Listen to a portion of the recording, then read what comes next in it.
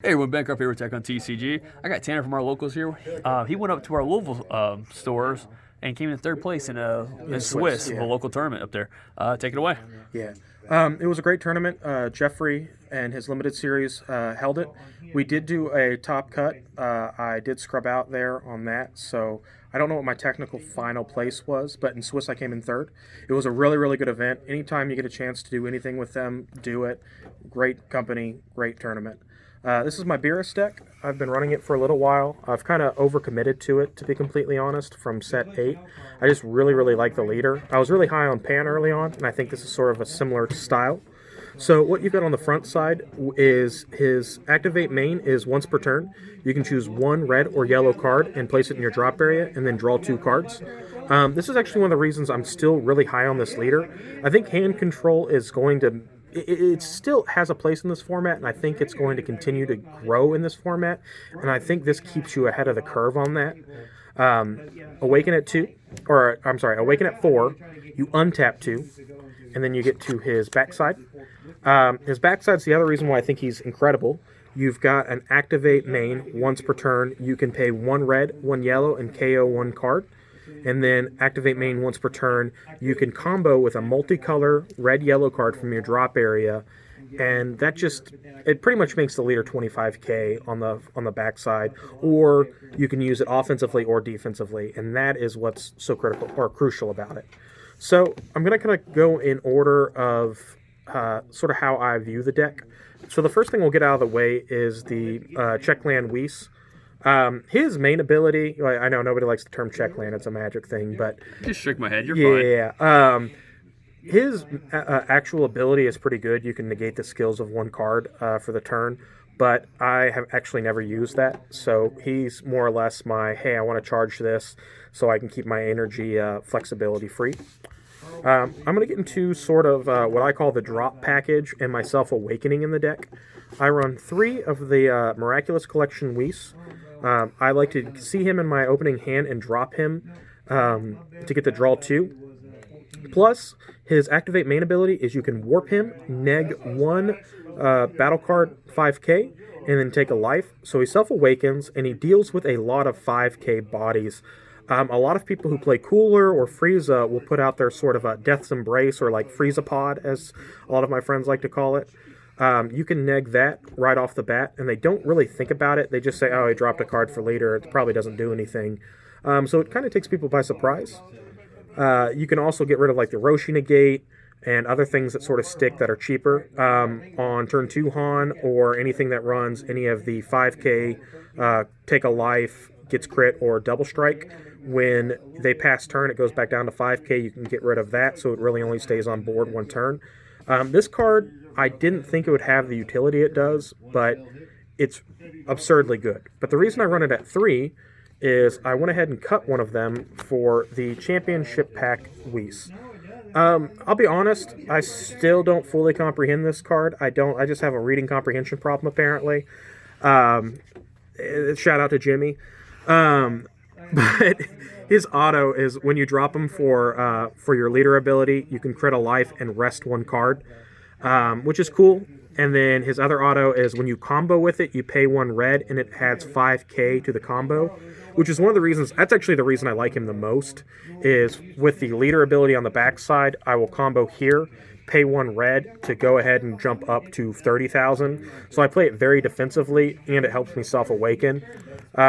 Again, I'll get on some Hooked on Phonics or something and really work on my reading comprehension. But in the meantime... You see how easy it was to read the card out loud to yourself instead of texting me at 3 a.m. asking how a card works? But, hey, Jimmy, this isn't your profile? I just needed an excuse to call Jimmy at 3 a.m. All right, from there, we... It all starts as Dragon Ball. It ends as something else.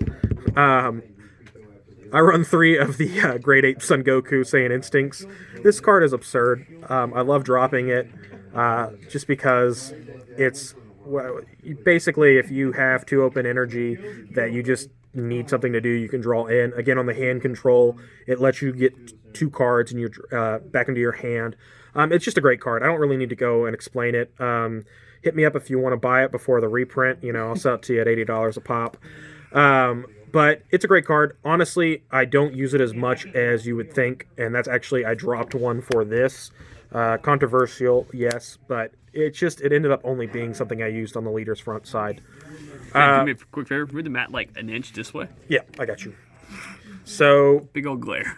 let's go more utility cards. I run 2 Crown of Retribution, or as one of our local players calls it, Matt, he calls it Peekaboo Broly. I love this card. I think it is one of those cards that really just puts opponents in the wrong mindset. I like to actually play it early on if they charge 2 energy on that turn 2, don't do anything with it, to kind of bait out counter plays. I mean, it is incredible if it does go off. You get to look at your opponent's hand, you get to remove a card with 20,000 power or less. It lets you check game state if you're going for game. It lets you bait out counter plays early because people are afraid of it. It's just an incredible card. I think 2 is the perfect number because, to sort of sound like a hit, contradict myself here, it doesn't come into its play as much as you think, but when you need it or when it's time, it is just fantastic. Another utility card, 1, Chomp of the Trickster. Pretty self-explanatory why we run Chomp of the Trickster. You have it there if they're playing a big boy or something that you just absolutely need to tap. Plus, it lets you draw 1. I don't really need to go into that. 2, Draft Box Vegetas. This card is fantastic when it gets used. Truth be told, I've probably only used it 3 or 4 times max in probably 100 games I've played. But again, it's one of those cards, when you have it and when you need to use it, it's devastating. It wipes the board 20k. You can play it on the counterplay, or on your turn, you can play it on the clapback. Typically, I let people build a board and then play it on the clapback because I play very defensive in this deck, so I want them to go ahead and spam out as much and think they're getting board advantage and then come back with it. More utility cards. I run 2 Topo. I think it was Scott Dash, you said you run less than 4 Topo, you're bad at the game. So maybe I'm bad at the game, but everybody knows what this does. I actually do think it's cuttable down to 3 or 2 now with all the sort of answers that have been to it. You've got Focus Breakthrough in turn 2, Han. You've got Broly, Crown of Retribution. It's still a devastating card, but it's not quite as oppressive as it once was. And you'll see I kind of run a lot of other stuff in this deck that Topo is just another option to a lot of other things. My actual battle cards, I don't run many. I run 2 Beerus Biding His Time. He costs 1 if you have a multicolor energy, and he is a 15k crit beat stick. Truth be told, secrets out, I actually don't care to keep him on board longer than 1 turn. I like playing him, get my 1 crit life, and then opponents hate critical. They freak out about critical, so they immediately attack him. If they don't go hard on the attack, I might defend them for 1 more turn, but it takes their attention off my leader and lets me play for another turn, or it lets me at least avoid an attack that would go towards my leader. Still a great card. Critical's probably the best skill in the game. 1 Son Goku, Dawn of Divinity. This card is good, but it ends up being a charge target more often than not. But it's a critical offering for 3. The moments where I need a body on board, another critical sort of beat stick to go after, it's great to play. The offering's good because offering is one of those skills that sort of lets you kind of get a glimpse into what your opponent's thinking. Against a lot of the mill decks, they're more than happy to let you draw 2. But it's a good card. It's really susceptible to a lot of counterplay, so you've got to be very careful when you play it. Denial of Hope, etc. But I like it. It's fine. 1 Chomp of the Trickster, utility battle card. You go for double strike. With the leader ability, I like to do that because often opponents won't negate leader swings because they don't view it as too large of a threat because it's a 15k swing where they're worried about Heartfelt Plea or they're worried about Baby Janemba or other things that I have in the deck that you'll see. So I like to keep that in there, so if I need to go for game when they're at 2, I've got it. So now we go into the Heartfelt Plea package. I only run 1 pan. I don't like to get down to 2 life, but if I'm there, great. And if I need to self-awaken in there, great. And that kind of plays into those self-awakeners I was running earlier. A lot of opponents will try to keep you at 5, and if you have these at the drop and you save them in there, you can get down to 2 life if you want to go for a power swing or a clap back. 3 Heartfelt plea. The non-SPR one is always a charge target, so, but everybody knows what it does. 30k, triple strike, offering. You've got to blow up a red card that's 25,000 power or more, which brings into the Beerus biding his time. I run 4 of these. In those 3 a.m. phone calls with Jimmy, he gave me a piece of advice. Play Beerus biding his time defensively, or no holds bar. I'm sorry, biding his time is the one I was playing earlier. The card's great. It's a red-yellow arrival. You can lock down a leader or a battle card, or you can destroy or blow up 30,000 power or less. This actually won me a game against the sort of Surge Piccolo list that's going around that I think Eon Hill played at Vegas. They went into their secret rare and tapped out, and I actually played this on the clapback and tapped it down. It's just a great card. Play it defensively. You can play it offensively in theory, but it's just a great utility card. And honestly, with all the other colors and tricolors going around, a lot of people have kind of forgotten about this card.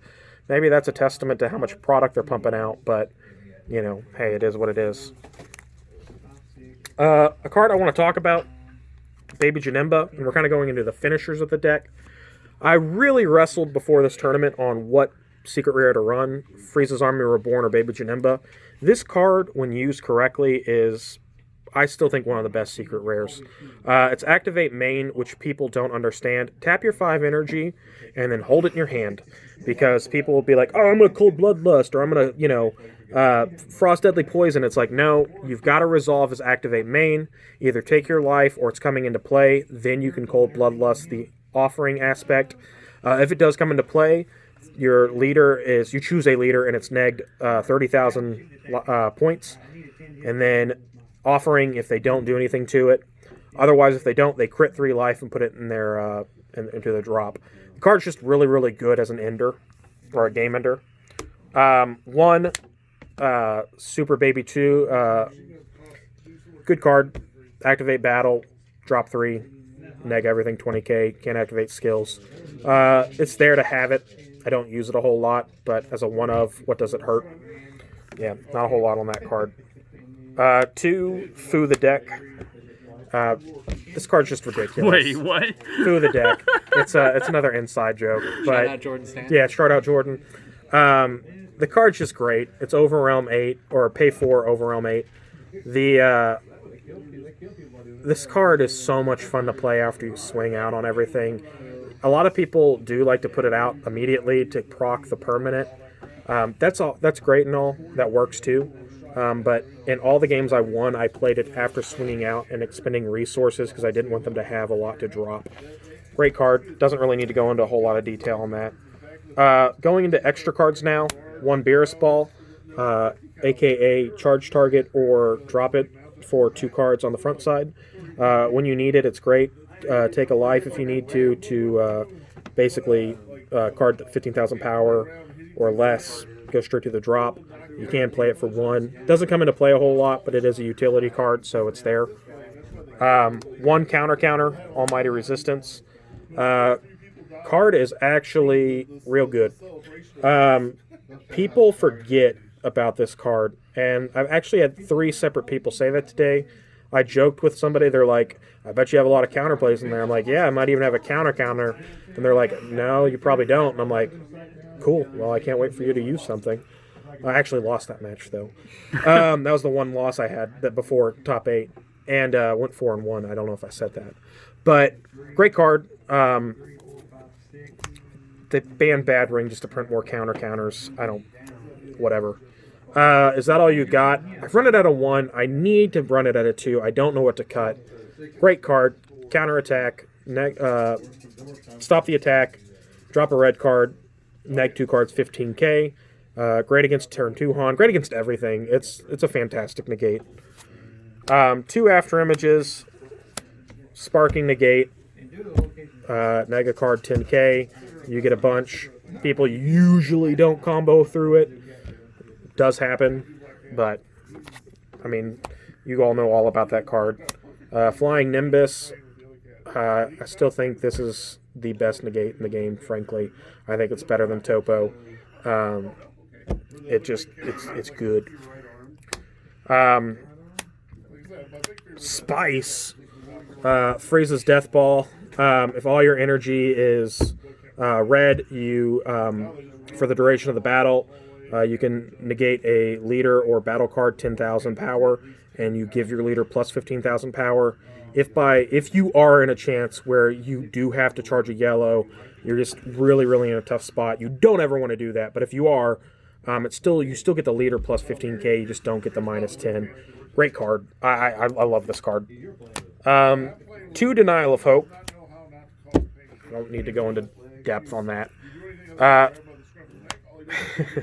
The Hill I'll Die On. Revenge Final Flash. I love this card. This is the whole reason I wanted to do the deck profile, to just talk about this card. Not even gonna lie, like, this is it. I love this card. I think this card is one of the best cards ever. Fight me. Tanner, we'll do a video specific to Yeah. this because I love that card Yeah, too. I think it's fantastic. So we'll just jack it up. Yeah. Who's on the card? Yeah. Worst case scenario, you draw one card. Best case scenario, your opponent has to drop an extra card. If they don't, the card being played has its skills negated or wiped for the entirety of the turn. I like getting extra cards out of hand, because if I do want to go in for game later, it's one card out of their hand that can stop me. Plus, a lot of people don't think about it. It hits a lot of targets that you don't think about. Frieza, 100% overdrive, etc., etc. Card's great. Best card in the game. All right. Last but not least, my super combos. 2 and 2. This is great. Drop a card, draw 2. Yay. I love this. This card, I love it. You play it, negate or nega battle card 10,000, get 10,000. Free arrival for Beerus No Holds Barred. A lot of people still don't expect it because it's still new. This on top of Frieza's Death Ball, After Image. You can get rid of cards that they're sort of that they're not expecting in the right sort of circumstances. Plus, you can combo with it with your leader ability. You do not get the minus 10k when you use it for your leader ability. It has to be played out of hand for that. But the super combo is great. I know the draw 2 super combos are really, really like broken and preferred, but I think in this particular deck, in this particular build, I think it's a 2-2 split. I really, really like it. It helps with the no holds barred. That's crucial when it's time to play it defensively. So that's the deck. I'd love to hear your thoughts. I'd love to hear you tell me I'm an idiot. I like all feedback.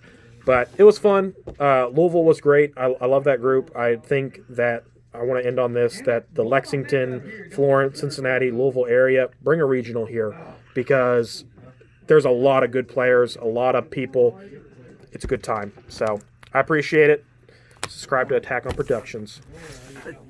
Taking my words again. Hell yeah. But yeah, thanks for the profile. And like he said, put in the comments anything you feel like may improve the deck. Or Yes, please. call him an idiot for some reason.